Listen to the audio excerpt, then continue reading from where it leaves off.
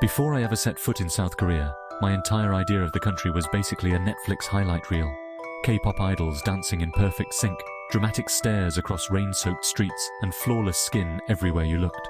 I imagined a place where every moment was cinematic, every street corner a potential scene from a K-drama, and every cafe filled with impossibly stylish people sipping lattes under neon lights.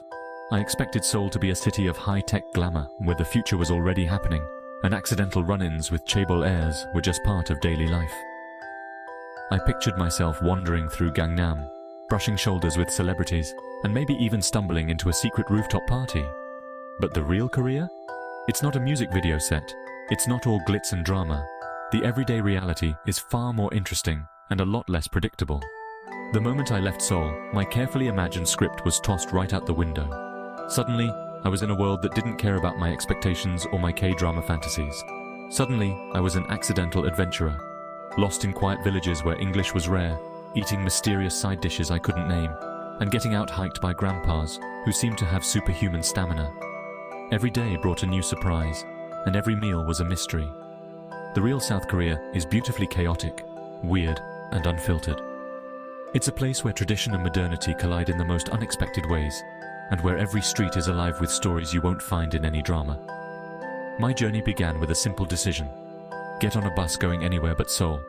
No plan, no script, just a sense of curiosity and a willingness to get lost. I wanted to see the Korea that wasn't performing for the cameras, where life just happened, where people laughed, argued, and lived without worrying about the perfect angle or filter. Forget the glossy brochures. This is the story of how I stumbled through the back roads, got lost more times than I can count, and found something better than the fantasy I'd imagined. I found real moments, real people, and a version of Korea that was far richer than anything on TV. It was messy, real, and exactly the kind of travel that changes you. Sometimes the best stories are the ones you never planned to write. My first escape from Seoul was Jeonju, Korea's food capital. Here, food isn't a hobby, it's a city-wide obsession. Bibimbap is the star, served with a dozen side dishes that make every meal feel like a royal feast. The Hanok village is a living museum, with people in hanbok and centuries-old alleys next to trendy cafes. Tradition isn't locked away, it's part of daily life, enjoyed and Instagrammed. Jeonju blends old and new seamlessly. You can sip a latte in a 500-year-old house. The city taught me that honoring the past means making it delicious and vibrant in the present. I came for the food, but left with a new respect for how history and flavor mix here. In Jeonju, eating is a spiritual experience. After my time in Jeonju, I felt like I needed a real reset, a break from the bustle, a chance to clear my mind and body. So, I signed up for a temple stay at Golgulsa, a centuries-old sanctuary nestled in the forested hills of South Korea. This temple is famous not just for its peaceful setting, but also as the birthplace of Sun Mudo, a unique blend of Zen meditation and martial arts. I pictured myself sitting cross-legged in tranquil meditation, maybe channeling some inner Kung Fu Panda energy, and mastering a few cool martial arts moves. I imagined a gentle introduction to Zen, with plenty of time to relax and soak in the atmosphere. The reality, though, was a little more intense. My days started with a 4 a.m. gong echoing through the mountains, followed by endless rounds of bowing and Sun Mudo training that left me feeling less like a martial artist and more like a refrigerator tipping over in slow motion. The physical demands were real, and my muscles protested every step of the way. Meditation in a cave sounds mystical and cinematic, but in practice, it's mostly just cold, damp, and a test of how long you can ignore your legs going numb. The silence was deep, but so was the ache in my knees. Meals were strictly vegetarian, served in silence, and every bite was part of a ritual. You're expected to finish every grain of rice. Leaving food behind is considered disrespectful, both to the monks and to the earth. I spent each meal anxiously scraping my bowl clean, worried that a single leftover grain would draw the disapproving gaze of a nearby monk. The pressure was real, but it made me appreciate the food and the effort behind it. Despite the sore muscles, the awkward stretches, and my clear lack of martial arts talent, something inside me began to shift. The repetition, the discipline, and the simplicity of temple life started to work their quiet magic. In the stillness between the gongs, as the sun rose over the misty hills, I found a kind of peace I didn't know I was missing. The quiet moments became my favorite part of the day. There was no dramatic epiphany, just the cool morning air, the rhythmic chanting of monks, and the shared silence of people searching for something deeper. It was subtle, but powerful. When I left Golgulsa, I wasn't a martial arts master, but I carried with me a new appreciation for small, quiet changes, the kind that sneak up on you when you least expect it. Sometimes, the most profound shifts happen not in grand moments, but when you're just trying, and failing, to touch your toes in a room full of strangers. And yes, even as I learned to savor simple meals, I couldn't help but daydream about cheeseburgers. But maybe that's part of the journey too. Next stop, Busan's Gamcheon Culture Village, a hillside explosion of color and creativity. Once a shantytown, it's now a living art project, with painted houses, quirky sculptures, and narrow alleys. Art isn't just for looking at here, it's for living in. I got lost constantly, but that was the point. Wandering led me to hidden cafes, rooftop gardens, and a stamp collecting challenge that turned me into a competitive tourist. Gamcheon isn't a monument or a natural wonder. It's a community's decision to create beauty from hardship.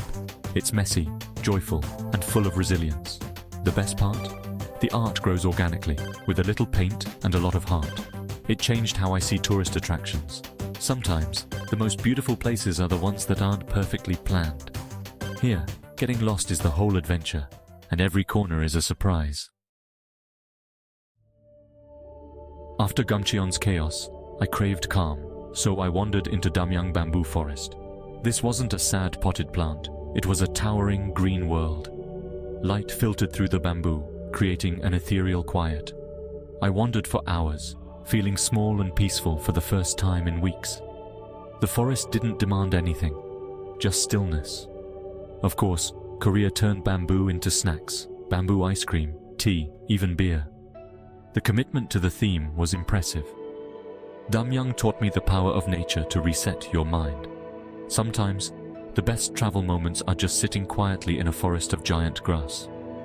I didn't find my inner panda, but I did find a rare moment of peace, and that was enough. For my final hidden gem, I took a ferry to Uleongdo, a volcanic island so remote it's called the Mystery Island. Getting there was an adventure-long bus, rocky ferry, and a lot of motion sickness meds, but the island's dramatic cliffs and crystal water made it worth it.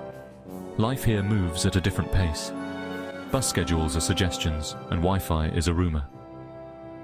Forced offline, I looked up. Stunning coastlines, starry skies, and endless hiking trails. I zipped around on a scooter, ate squid fresh off the boat, and felt a million miles from Seoul. Uleongdo is wild, inconvenient, and untamed. A reminder that not everywhere is polished or commercialized. It forces you to slow down and be present. For me, it was the perfect ending. A place that changed my perspective on travel and time. You can't talk about Korea without talking about food, and especially kimchi. It's the heartbeat of every meal, the one dish you'll find on every table, from the humblest home to the fanciest restaurant. Kimchi isn't just a side dish, it's a symbol of Korean culture, history, and even family tradition. I used to think kimchi was just spicy cabbage. How wrong I was. There are literally hundreds of varieties, some made with radish, others with cucumber, some fiery red, others surprisingly mild. Each region, and even each family, has its own secret recipe and twist. Asking for kimchi in Korea is like walking into a French cheese shop and just saying cheese. You'll get a polite smile, but you'll also look completely clueless. There's a whole world of flavors and textures to discover, and each one tells a different story. My food journey here was a series of brave experiments, hilarious mistakes, and unforgettable surprises. Every meal was an adventure, and sometimes a test of courage. I tried blood sausage, live octopus that wriggled on my plate, and more street food than I care to admit. Some bites were delicious, others, let's just say, they were an acquired taste. Some dishes honestly terrified me at first, but most turned out to be pure bliss. Spicy tteokbokki that set my mouth on fire, sweet hotteok pancakes oozing with brown sugar, and endless rounds of barbecue that left me in a happy food coma. Korean barbecue isn't just a meal, it's a full-blown social event.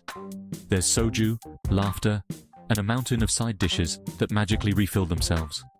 It's about sharing, grilling together, and making memories over sizzling meat. In Korea, food is a language all its own. Meals are gifts, and every bite is a conversation. Sitting down to eat is about connection, respect, and showing care for one another. I may have committed a few culinary crimes, like mixing sauces that shouldn't be mixed or dropping rice everywhere. But I learned to speak a little of that language, one meal at a time. The best memories? Always the ones where I had no idea what I was eating, but loved every bite. Sometimes, the mystery is half the fun. Delicious doesn't even begin to cover it. Korean food is an adventure, a celebration, and a story you taste with every mouthful. If food is Korea's language, karaoke, 노래방, is its national sport. Forget singing in front of strangers.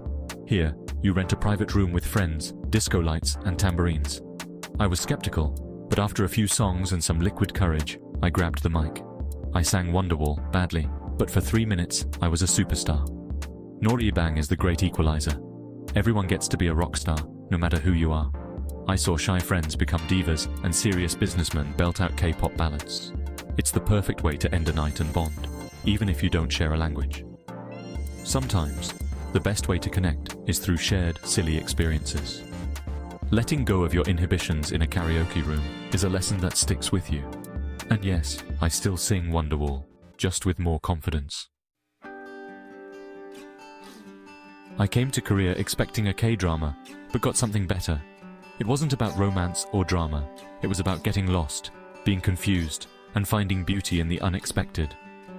The hidden gems of Korea didn't just show me a new country, they showed me a new side of myself. I stopped being a checklist tourist and started collecting stories. The best moments were the unplanned ones, the awkward conversations, the mystery meals, the times I got lost. Being an outsider humbled me, made me more patient, and taught me to laugh at my mistakes. I didn't bring back souvenirs. I brought back a new appreciation for getting lost, a higher spice tolerance, and a decent Wonderwall. The real souvenir? Me, just a little bit upgraded, and that's better than any keychain.